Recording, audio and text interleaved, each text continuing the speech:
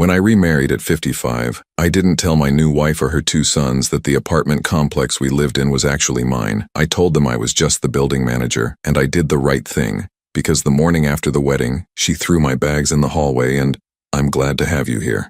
Follow my story until the end and comment the city you're watching from so I can see how far my story has reached. I never thought my second chance at love would end before it even began. My name is Carl Morrison, and I'm 55 years old. Yesterday was supposed to be the happiest day of my life since Sarah passed 5 years ago. Instead, it became the day I learned that some people wear masks so convincing, you forget they're not real faces. The wedding was small, intimate. Just Mallory, her two sons Jake and Derek, and a handful of close friends in the community room of Morrison Garden Complex, the apartment building where we all lived. I had been the building manager there for what everyone believed was 6 years. Ever since I moved into apartment 1A after Sarah died. What they didn't know, what I had carefully hidden from everyone including Mallory, was that I owned the entire complex. Mallory Chen was 47 with dark hair that caught the light just right and a smile that seemed to reach all the way to her eyes. We had been together for 2 years and I thought I knew her completely. She moved into apartment 4B 3 years ago, a single mother struggling to make ends meet after a difficult divorce. At least, that's what she told me. I watched her juggle 2 part-time jobs, always worried about the monthly rent of $1,200, always grateful when I could give her a small break on utilities or maintenance fees. I fell in love with her strength, her resilience, the way she never complained despite carrying so much weight on her shoulders. When she looked at me, I didn't feel like a grieving widower anymore. I felt like Carl again, not just the shadow of the man Sarah had loved. Our wedding day was perfect. Mallory wore a simple cream dress that made her look radiant. Jake, 24 and always a bit rough around the edges, actually wore a tie. Derek, 22 and usually glued to his phone, put it away for the ceremony. They walked her down the aisle together, and for a moment I believed we were becoming a real family. "Do you, Carl Morrison, take Mallory Chen to be your lawfully wedded wife?" the officiant asked. "I do," I said, looking into her eyes and seeing what I thought was forever. When she said her vows, her voice trembled slightly. "Carl, you've given me stability when I had none, love when I thought I'd never find it again. You've been my anchor." I squeezed her hands, feeling the cool metal of my wedding ring, the new one, not Sarah's ring, which I still wore on my right hand. The reception was lovely. Mrs. Patterson from 3C made her famous lasagna. Mr. Rodriguez brought his guitar and played the Spanish songs Mallory loved. Even Jake seemed relaxed, laughing at Derek's stories about his community college classes. We stayed up until almost midnight, cleaning up and talking about our future. Mallory mentioned wanting to redecorate my apartment. Our apartment now. She had such specific ideas about new furniture, about changing the layout. I found it charming how excited she was about making it ours. "I've been thinking," she said as we finally headed to bed, "maybe we should get a bigger place. Your apartment is nice, but with Jake and Derek visiting more often now that we're married, we'll figure it out," I told her, kissing her forehead. "We have time." I woke up Sunday morning to the smell of coffee brewing. For a moment, lying in bed listening to Mallory move around the kitchen, I felt truly happy. Sarah would have wanted this for me, I thought. She would have wanted me to find love again. When I walked into the kitchen, Mallory was already dressed, her hair pulled back in a severe ponytail I'd never seen before. Jake and Derek were at the small dining table, looking more serious than I'd ever seen them. "Good morning, wife," I said with a smile, reaching for her. She stepped back. "Sit down, Carl." Something in her tone made my stomach tighten. "Is everything okay?" "Sit down," she repeated, and there was no warmth in her voice at all. I sat, confused. The coffee mug she placed in front of me was chipped, one I'd never seen before. Not one of the matching sets Sarah and I had picked out together. "Jake, go get his things," Mallory said without looking at me. "What?" I laughed, thinking this had to be some kind of joke. "What things?" Jake stood up and walked toward the bedroom. I started to follow, but Derek moved to block my path. "Derek, what's going on?" I asked. "You need to leave," Mallory said. Her voice was calm, matter-of-fact, as if she were discussing the weather. "Leave? This is my apartment. This is my home." She turned to face me then, and the woman looking back at me was a complete stranger. The warmth was gone, the gentle smile, the soft eyes that used to crinkle when she laughed. This woman was cold, calculating. "Not anymore," she said. "We're married now. This apartment comes with the marriage, and the marriage comes with conditions." "What are you talking about?" Jake returned carrying a suitcase, my suitcase, hastily packed with what looked like random clothes. "Here's his stuff." "This is insane," I said, standing up so fast the chair scraped against the floor. Mallory, talk to me. What's happening here? What's happening? She said, crossing her arms. Is that you're leaving. This apartment is too small for all of us, and since you're just the building manager, you can find somewhere else to live, maybe one of the smaller units. Just the building manager? The words felt strange in my mouth. Jake and Derek need stability. They're young men trying to build their futures. You're 55 years old with a maintenance job. This isn't really about you anymore. I stared at her, trying to find any trace of the woman I'd married less than 24 hours ago. You can't be serious. I'm completely serious. She walked to the door and opened it. Your things are packed. There's the hallway. Derek picked up the suitcase and set it outside the door. The sound it made hitting the hallway floor echoed through the building. Mallory, I said, my voice barely above a whisper. We just got married yesterday. Yes, she said, and now we're married, which means I live here and you live somewhere else. This doesn't make any sense. You love me. You said you loved me. Something flickered across her face then, and for just a moment, I thought I saw a crack in the mask, but it was gone as quickly as it appeared. Love is a luxury, Carl. Security is a necessity. Jake pushed past me toward the door. Come on, man. Don't make this harder than it has to be. I looked at Derek, hoping to find an ally. He wouldn't meet my eyes. If you don't leave now, Mallory said, I'll call the building owner and tell them you're harassing tenants. The irony of that threat hit me like a physical blow. Call the building owner, if she only knew. I walked toward the door on unsteady legs. In the hallway, Mrs. Patterson was getting her mail. She looked at me with confusion and concern. Carl, what's going on? I'm not sure, I said honestly. Mallory appeared in the doorway. Carl's moving to a different apartment, she announced cheerfully. Newlywed adjustments, you know how it is. Mrs. Patterson looked between us, clearly sensing something was wrong but not knowing what to say. I picked up my suitcase, its weight feeling heavier than it should have. As I walked toward the elevator, I heard the door to what had been my apartment, my home, close firmly behind me. Standing in that hallway, holding a suitcase full of hastily packed belongings, I felt like I was living in some kind of nightmare. This was my building. These were my tenants. This was my life, and somehow, in the space of 12 hours, it had been taken away from me by the woman I thought loved me. But as I pressed the button for the elevator, something Sarah used to say came back to me. Sometimes people show you exactly who they are, Carl. The question is whether you're paying attention. I was paying attention now. And as the elevator doors opened, I realized that Mallory had just made the biggest mistake of her life. She had no idea who she was really dealing with. The spare apartment in the basement wasn't much. Just a small studio I kept for emergencies. But it gave me a place to think. From my window, I could see directly into the building's courtyard where Sarah's rose bushes still bloomed. She had planted them our first spring here, white roses that reminded her of her grandmother's garden in Ohio. I sat on the narrow bed, still wearing yesterday's wedding clothes, trying to make sense of what had happened. The woman who had thrown me out of my own apartment wasn't the same woman who had cried during our first dance 2 nights ago. That Mallory had been gentle, grateful, vulnerable. This Mallory was someone else entirely. My phone buzzed with a text message. It was from Mallory. Don't try to come back up here. We need space to adjust to married life. I stared at the message, noting how she said we, meaning her and her sons. I wasn't part of the we anymore, apparently. I was just an inconvenience to be managed. But something about this whole situation felt wrong beyond just the shock of it. Mallory's transformation had been too complete, too immediate. People don't change that dramatically overnight, not unless they were never who they claimed to be in the first place. I pulled out my laptop and did something I probably should have done 2 years ago. I started researching. Mallory Chen, age 47, divorced. The basics I already knew were accurate. But as I dug deeper, a different picture began to emerge. Her ex-husband hadn't left her financially desperate as she'd claimed. According to the divorce records I found, she'd received a settlement of nearly $200,000 plus monthly alimony of $3,000. $3,000 a month. That was more than double what she told me she made from her 2 part-time jobs combined. Yet she'd consistently struggled to pay her $1,200 rent, often asking for extensions, sometimes paying in cash with apologetic explanations about banking delays. I kept digging. Her previous address before moving to my building wasn't a small apartment in a rough neighborhood, as she'd told me. It was a 3-bedroom house in Westchester County. Property records showed she'd sold it for $420,000 just 6 months before moving into apartment 4B. My hands were shaking as I scrolled through more information. This was a woman who had received nearly $620,000 in cash from her divorce and house sale. She wasn't broke. She hadn't been struggling. She had been lying to me for 2 years, but why?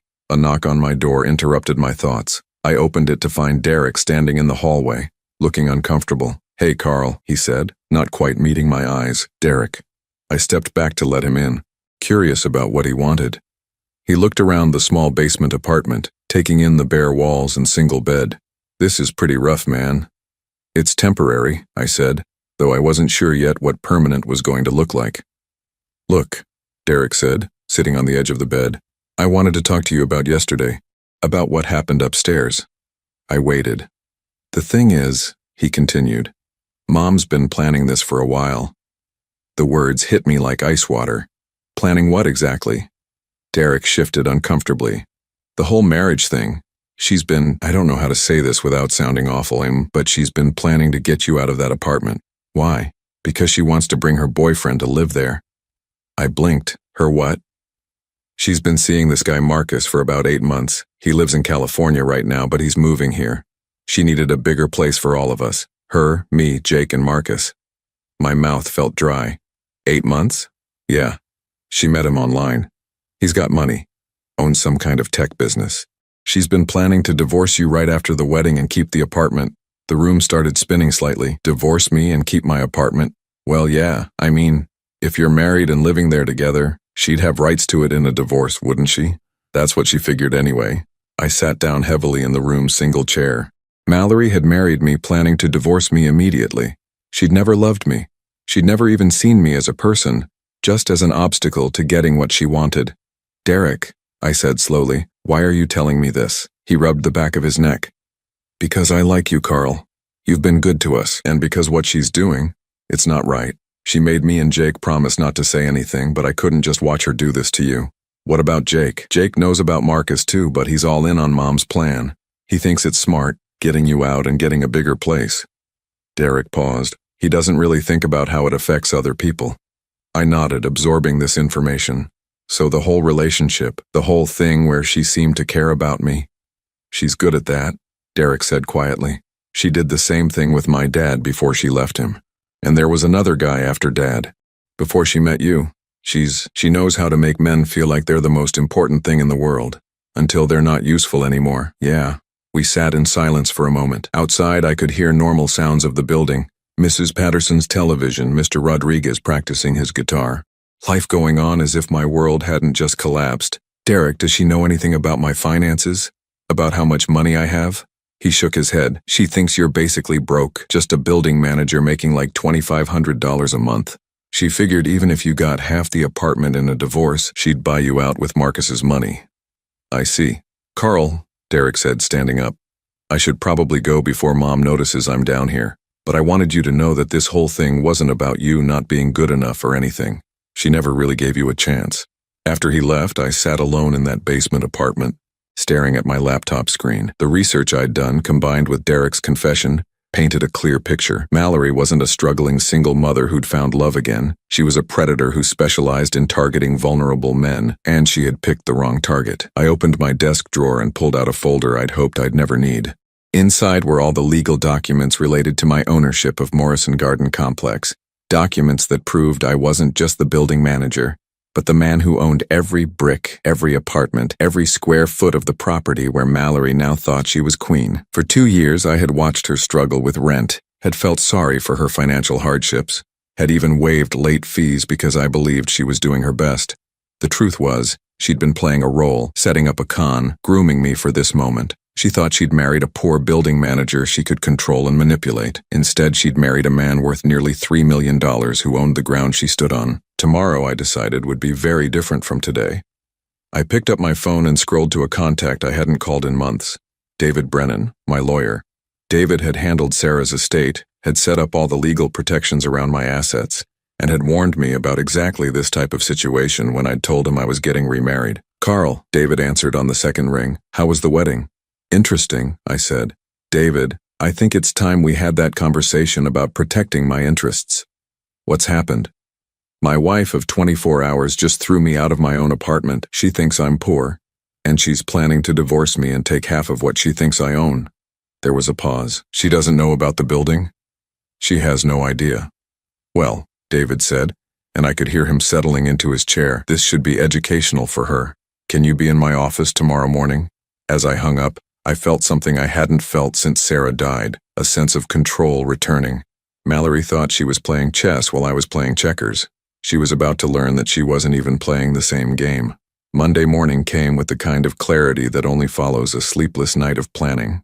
I had spent hours with David Brennan going over every legal detail, every protection I had in place, every move Mallory might try to make.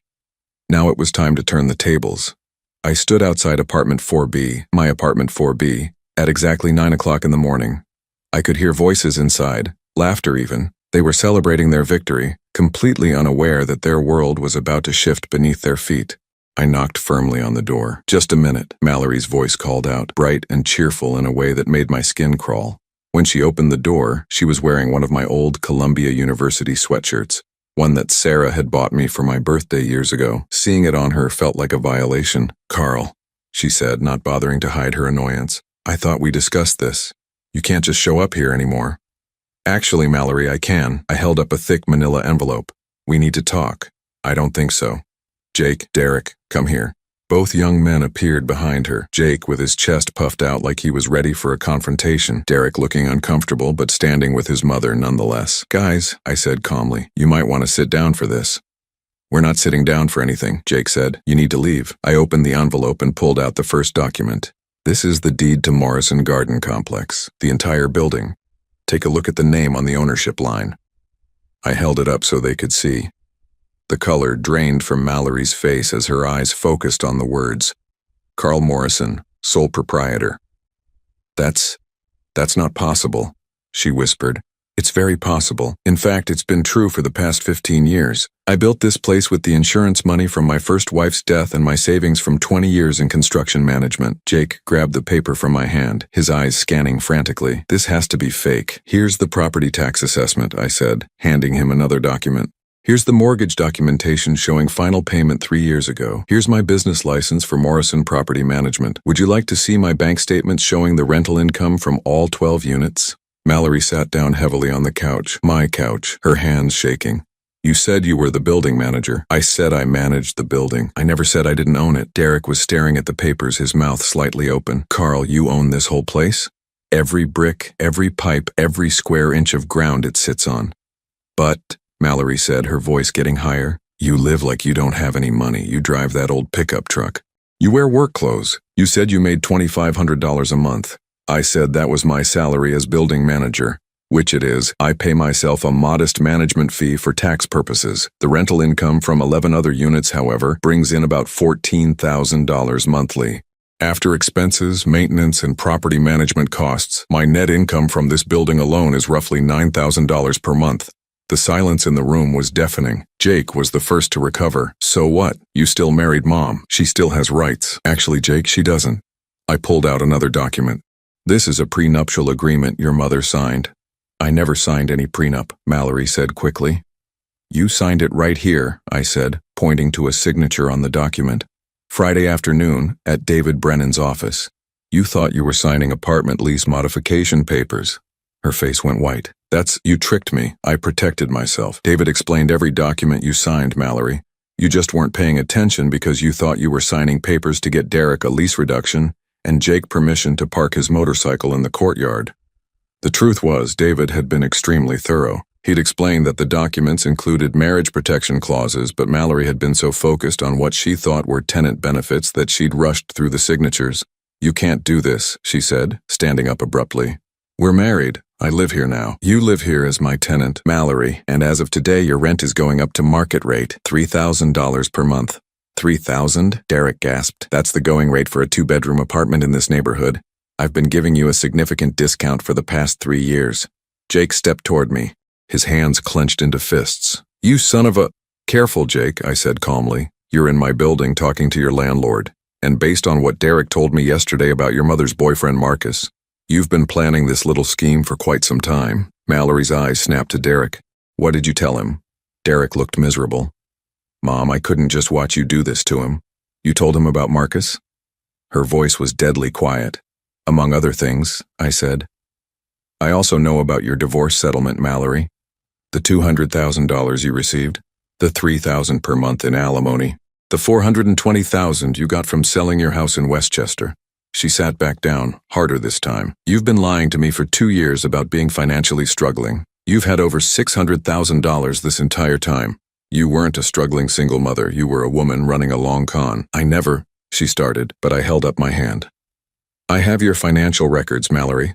I know about the rental property you own in Albany that brings in $1,800 monthly. I know about the investment account with Merrill Lynch that has a current balance of roughly $460,000. I know you're not poor, and I know you never were." Jake slammed his fist on the coffee table. "So what's your point, old man?" "My point is that your mother married me under false pretenses, planning to divorce me and steal my assets. What she didn't count on was that I'm not the naive widower she thought I was." I pulled out my phone and opened the security camera app. "I also know that Marcus flew in from San Francisco yesterday and spent the night in apartment 2C, Mrs. Chen's place, because your mother arranged for him to stay there while she figured out how to get rid of me permanently." Mallory's face crumpled. "How do you know that?" "Because I own the building. Mallory, I have security cameras in every hallway, every entrance, every common area. I've watched Marcus come and go 3 times in the past 6 months during what you told me were weekend visits to your sister in Connecticut." I scrolled through the camera footage on my phone, showing her clear images of a tall man with dark hair entering and leaving the building, sometimes with overnight bags, always when I was supposedly away on building maintenance trips. "You've been planning this for months, the marriage, the immediate divorce, taking half of what you thought I owned. You figured I was a simple building manager with maybe 40 or 50,000 in savings, and even half of that would be worth it for a few months of pretending to love me." Derek was staring at his mother with an expression I'd never seen before, disgust mixed with disappointment. "The problem with your plan," I continued, "is that you're not divorcing a poor building manager. You're divorcing a millionaire who owns property, investments, and enough liquid assets to make your little inheritance look like pocket change." "How much?" she whispered. "Including this building, my investment portfolio, savings, and other real estate holdings, just over $2,800,000. Jake dropped into a chair. Derek sat down slowly on the couch beside his mother. "But here's the beautiful part of all this," I said, pulling out the final document from my envelope. "Because you signed that prenuptial agreement, and because you've committed marriage fraud by entering into our marriage with the premeditated intent to divorce me for financial gain, you're not entitled to a single penny." Mallory looked at the document in my hands. "What is that?" "Divorce papers. I filed them this morning. Grounds, fraud, deception, and breach of marital contract. David assures me that, given the evidence of your premeditation and your false claims about your financial status, this will be processed quickly and in my favor." She started crying then, but they weren't the gentle tears I'd seen during our relationship. These were harsh, angry sobs of someone whose plans had completely fallen apart. "You can't do this to us," she said through her tears. "We have nowhere to go. You have plenty of places to go. Mallory, you have $460,000 in investments, monthly alimony, and rental income from your Albany property. You're not homeless. You're just not getting my money on top of your money." "What about Jake and Derek?" I looked at both young men. Derek met my eyes with what looked like relief. Jake was staring at his hands. "Derek can stay if he wants. His name was on the lease modification you thought you were signing, but it was actually a separate apartment lease for Unit 3A. If he wants to live here as a regular tenant, paying regular rent, he's welcome." Derek straightened up. "Really?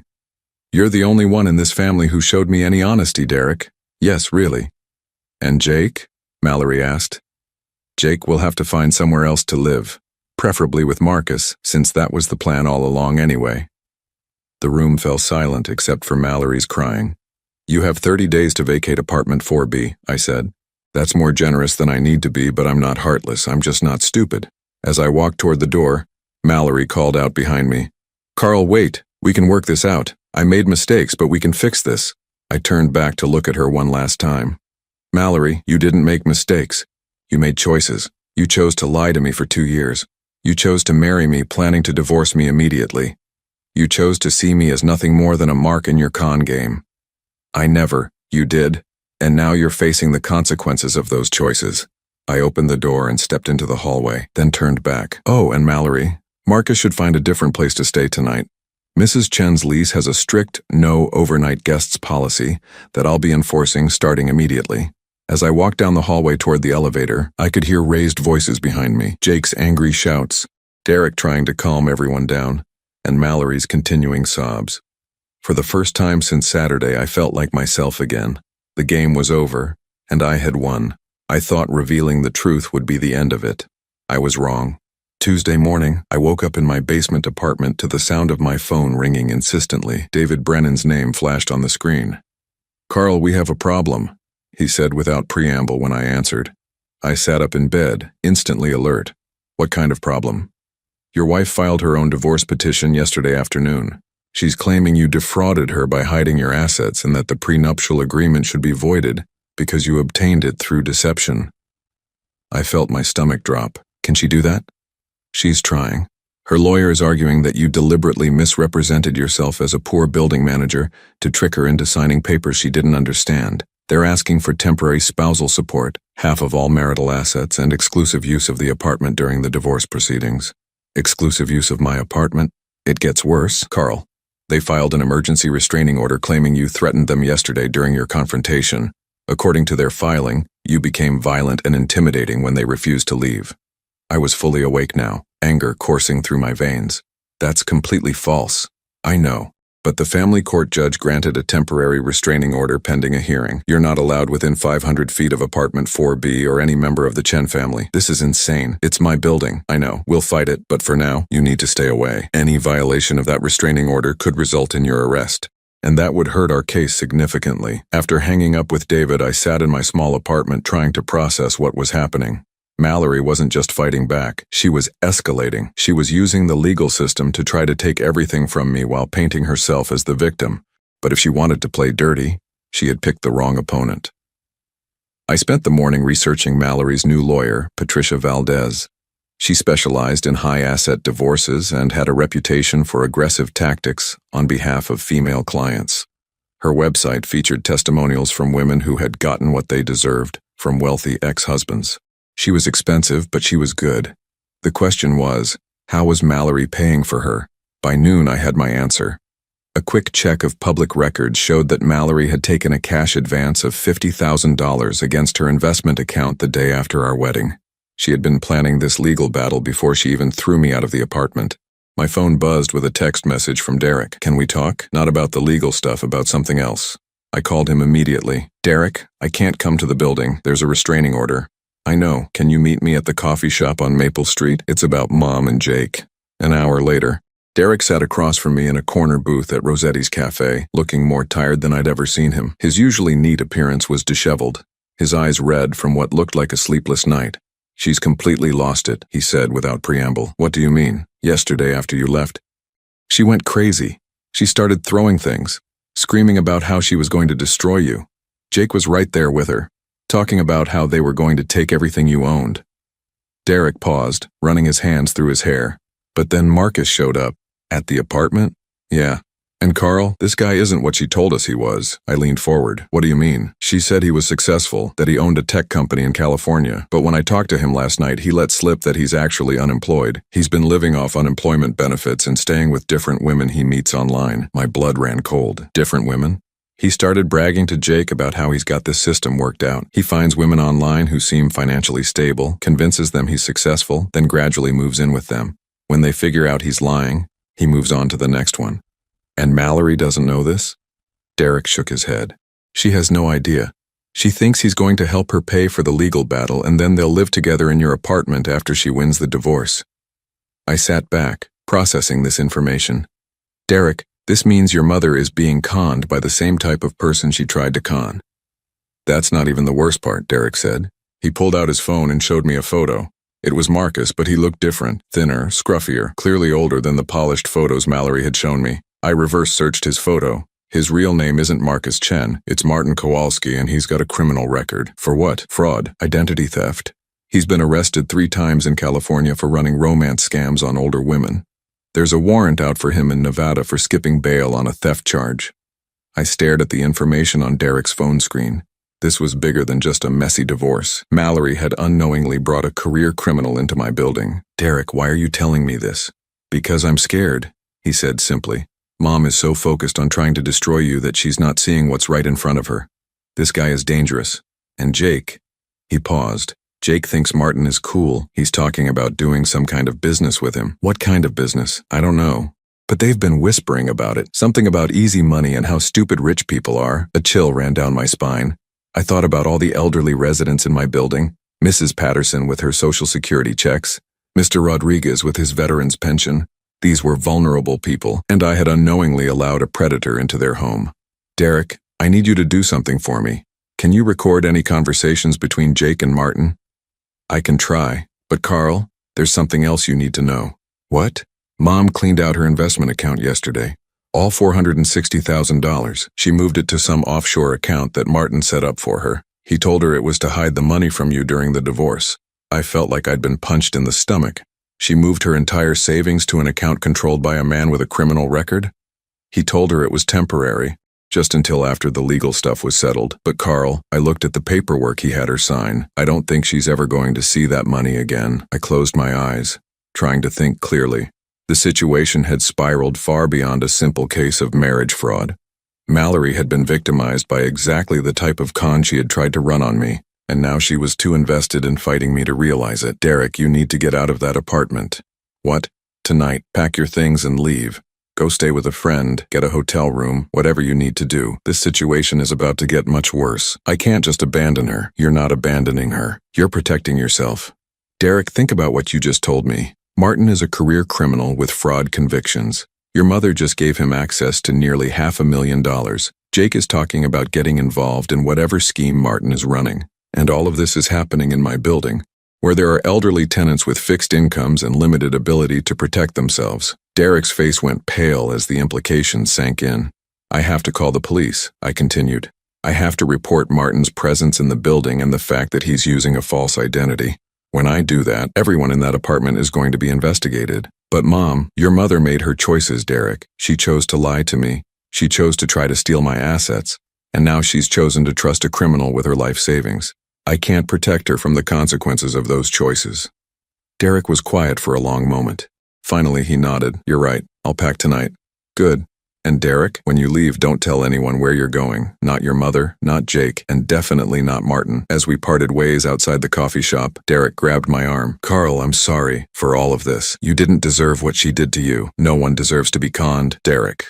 Not me, not your mother, not the other victims Martin has left behind. The difference is I can protect myself. Your mother chose not to."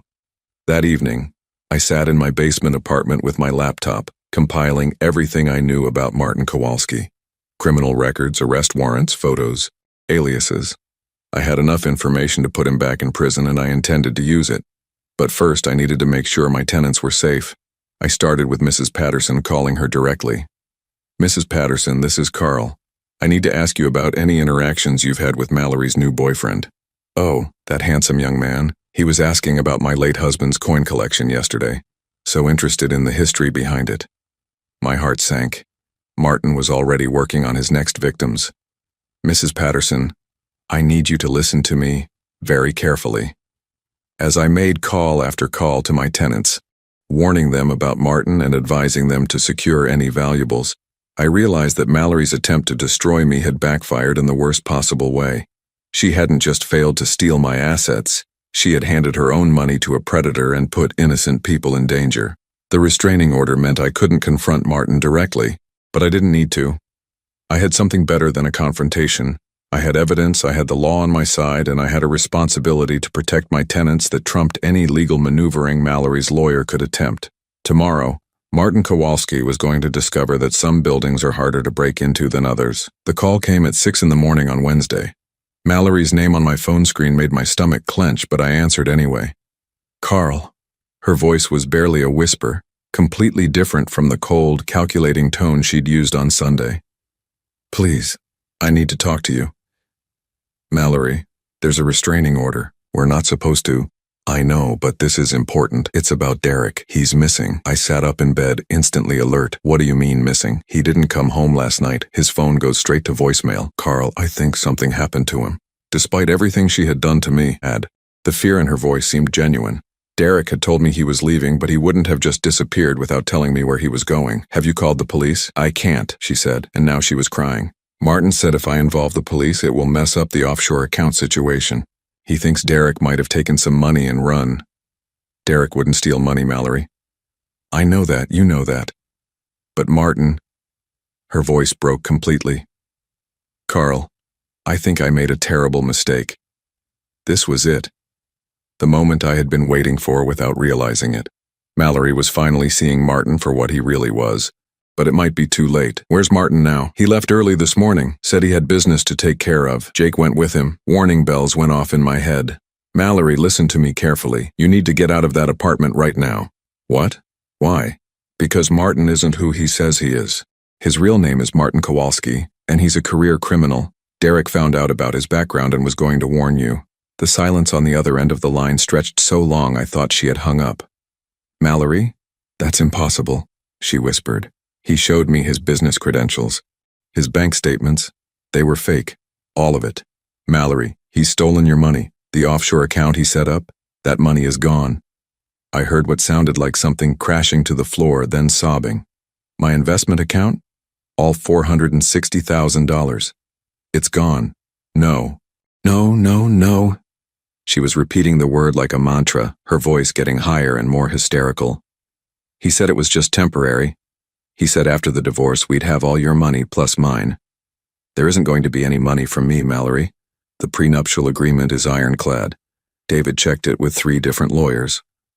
But the restraining order was a stalling tactic. Martin probably suggested it, didn't he? To buy him time to clean out your accounts and disappear. Another long silence. He did suggest it, she said finally, her voice hollow. He said it would give us leverage in court. He said it would make you look unstable. Mallory, you need to call the police right now. Report the fraud, report Derek missing, and tell them about Martin's real identity. I can't. If I admit I was trying to steal your money, they'll arrest me too. Better arrested than dead, Mallory. And if Derek is really missing... She started crying again, harder this time. What have I done? What have I done to my sons? For the first time since Sunday morning, I felt a flicker of sympathy for her. Not because of what she had tried to do to me, but because she was finally understanding the true cost of her choices. Mallory, where did Martin and Jake go this morning? I don't know. Martin just said he had to take care of some loose ends.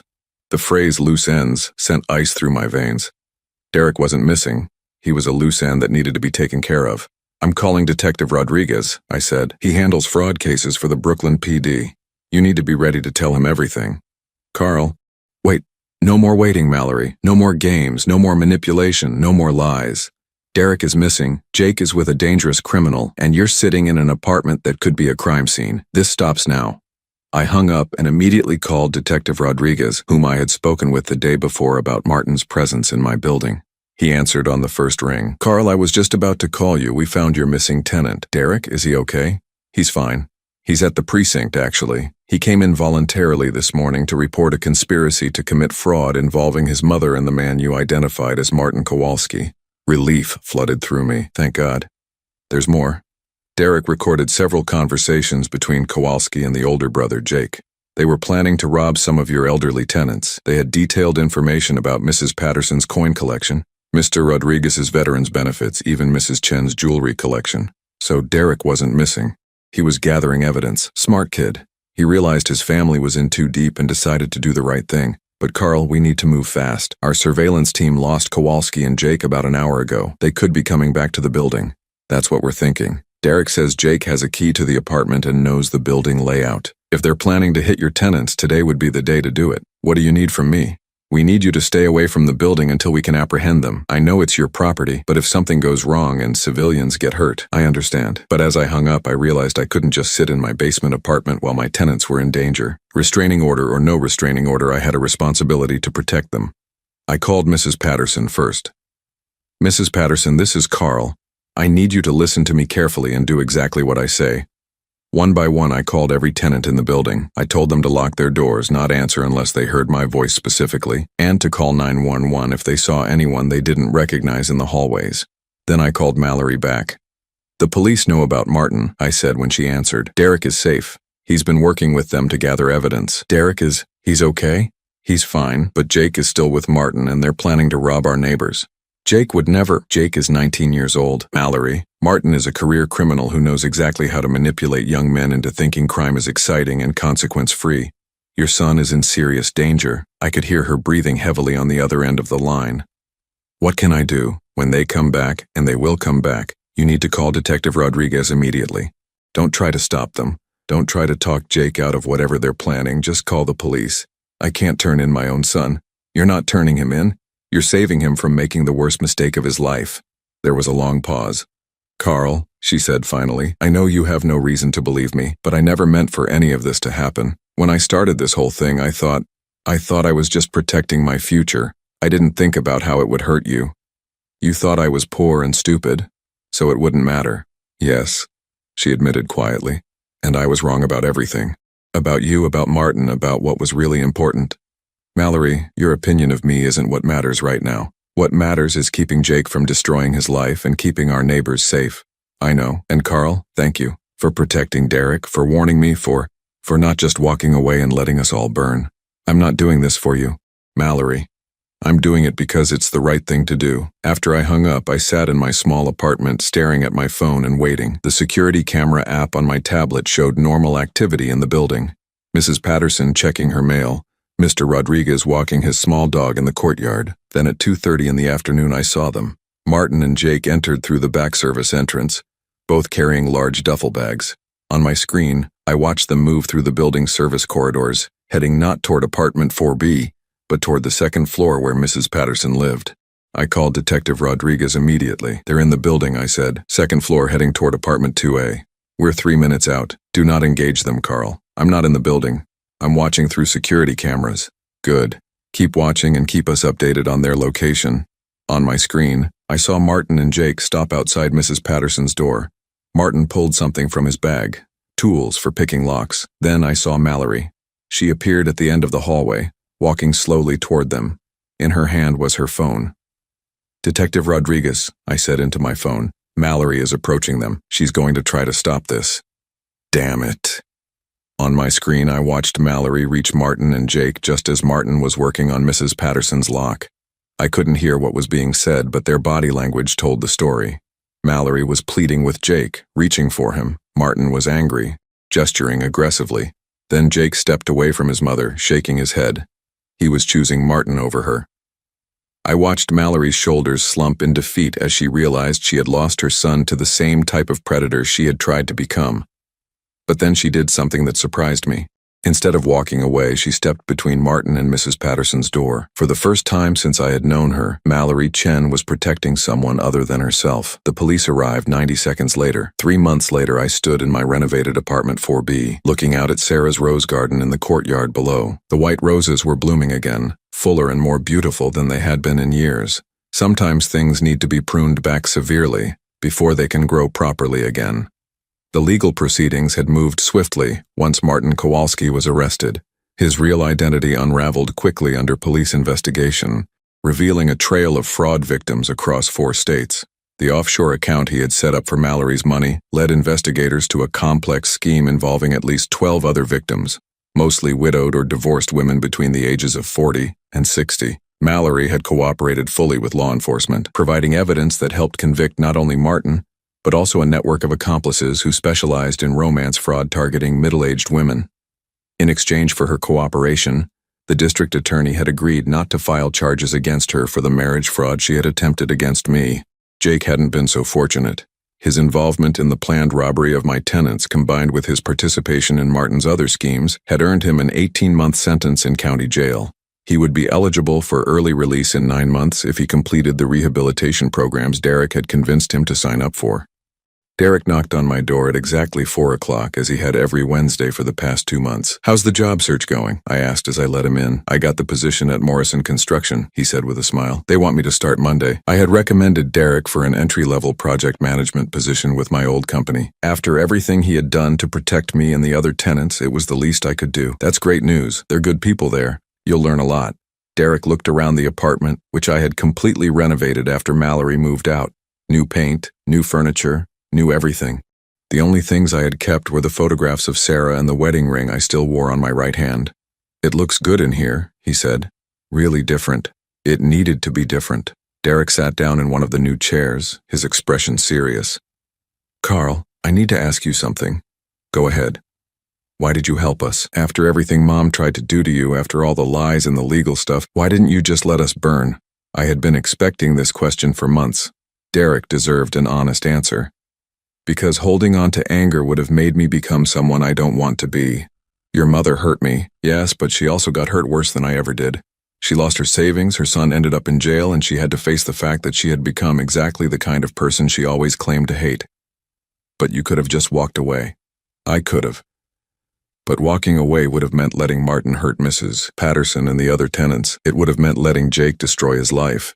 And it would have meant letting your mother continue down a path that was only going to lead to more pain for everyone. Derek nodded slowly.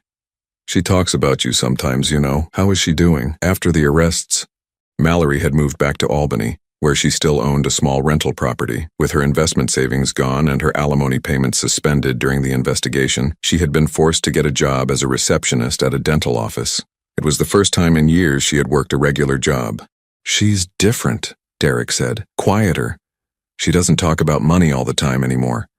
She's been going to some kind of therapy group for people who've been victims of financial fraud. That's good. She asked me to give you this. Derek pulled an envelope from his jacket pocket. I recognized Mallory's handwriting on the front. My name, written in careful script. You don't have to read it now, Derek said, but she wanted you to have it. After Derek left, I sat with the letter for almost an hour before opening it. When I finally did, it was shorter than I had expected.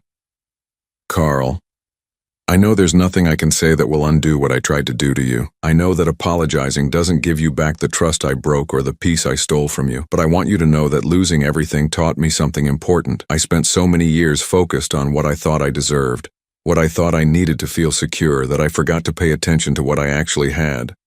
You were kind to me for 2 years. You were patient with my problems, generous with your time, and gentle with my fears.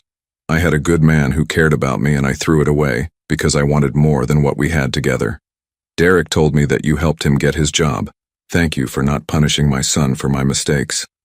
I also want you to know that I've been in contact with some of Martin's other victims. We're working together to help law enforcement track down the money he stole. It won't bring back what we lost, but maybe it will prevent him from hurting other women. You deserved better than what I gave you. I hope you find someone who appreciates what a good man you are. Mallory. I folded the letter and set it aside. It was a good apology, honest and without excuses. It didn't change what had happened, but it told me that Mallory was finally becoming the person she could have been all along. That evening, I walked through the building doing my usual maintenance rounds. The hallways were quiet, the tenants safe, the building secure. Mrs. Patterson waved at me from her doorway where she was setting out fresh flowers. Mr. Rodriguez was teaching his grandson to play guitar in the courtyard. Mrs. Chen was tending to the herb garden she had started near Sarah's roses. This was my life now. Not the life I had planned when I married Mallory, but the life I had chosen after I learned who she really was. I was alone again, but I wasn't lonely. I had my work, my tenants who had become like family, and the quiet satisfaction of knowing I had protected the people who mattered to me. As I locked up the building for the night, I thought about the conversation Derek and I had earlier about holding on to anger. The truth was, I wasn't angry at Mallory anymore. I was grateful to her. She had shown me something important about myself. When everything fell apart, when I was tested in ways I had never imagined, I had chosen to be the kind of person Sarah would have been proud of. I had chosen protection over revenge, justice over destruction, and healing over hatred. That was worth more than any amount of money Mallory could have stolen from me. I climbed the stairs to my apartment, stopping as I always did at the window that overlooked the courtyard. Sarah's roses were in full bloom, white petals glowing in the moonlight like small stars against the dark earth. I think you would have approved, I said quietly to the garden below. The next morning I woke up to sunlight streaming through windows I had opened the night before. For the first time in months I felt truly rested. I made coffee in the kitchen where Mallory had told me to leave, walked out onto the small balcony where she had planned to bring her boyfriend, and looked out at the city I had called home for 15 years. My phone rang. The caller ID showed a number I didn't recognize, but the area code was local. Hello, Mr. Morrison? This is Janet Coleman from the Brooklyn Community Center. I hope I'm not calling too early. Not at all. What can I do for you? I'm calling about the apartment building support program you inquired about last month. We'd like to discuss having you speak to other property owners about protecting elderly tenants from financial fraud. I had almost forgotten about the inquiry I'd made. After everything with Martin, I had contacted several community organizations about creating educational programs for property owners and tenants. I'd be interested in that. Wonderful. Would you be available to meet next Tuesday? We have several other building owners who have expressed interest, and Detective Rodriguez said he might be able to join us to discuss warning signs to watch for. After we set up the meeting, I sat on my balcony finishing my coffee and thinking about the future. For months I had been focused on rebuilding my life after Mallory's betrayal. Now I was ready to think about building something new. Derek stopped by that afternoon with news that Jake had been accepted into the prison's vocational training program. He's learning electrical work, Derek said. He wants to have a real skill when he gets out. That's good. Honest work builds character. Carl, can I ask you something else? Sure. Do you think people can really change? I mean, fundamentally change who they are? I thought about Mallory working as a dental receptionist, attending therapy groups, trying to help law enforcement catch the man who had conned her. I thought about Jake learning a trade in prison, finally understanding that easy money wasn't easy at all. I thought about myself, learning to trust my instincts about people instead of just hoping for the best. I think people can choose to change, I said finally. But it usually takes losing everything they thought they wanted before they figure out what they actually need. What do you need, Carl?